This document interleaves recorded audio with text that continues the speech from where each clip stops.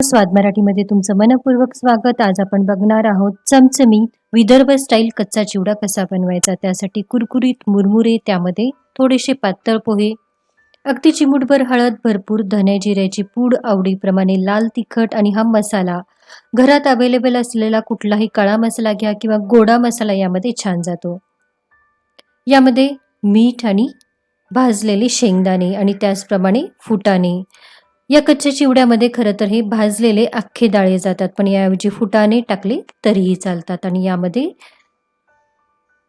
कच्चं शेंगदाणा तेल. आणि आता मात्र हे सगळं आपल्याला हाताने व्यवस्थित मिक्स करून घ्यायचंय आणि त्यासाठीच इथे आपल्याला मोठं भांडं घ्यायचंय.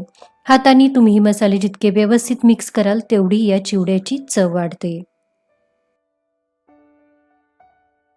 आता यावर शेव किंवा घरात अवेलेबल असलेलं कुठलंही मिक्सचर, भरपूर कांद्याची पात आणि कांदा, एक मुठभर कच्ची कैरी आणि भरपूर कोथिंबीर. आणि आता मात्र हे सगळं आपल्याला हळूवारपणे चमच्याने एकत्र करून घ्यायचं. हे सगळं आपण हाताने एकत्र केलं तर याचा ओलसरपणा मुरमुऱ्यांना लागून त्याचा कुरकुरीतपणा जायची शक्यता असते.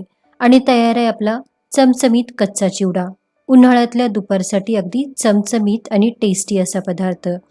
अशा प्रकारे हा कच्चा चिवडा नक्की करून पहा. कैरीच्या दिवसामध्ये कच्च्या कैरीसोबत हा चिवडा खायला अतिशय टेस्टी लागतो. आणि जर ही रेसिपी तुम्हाला आवडली असेल तर व्हिडिओला नक्की लाईक करा आणि स्वाद मराठीला नक्की सबस्क्राईब करा. तर पुन्हा भेटूया अशाच एका नवीन छानशा रेसिपीसह.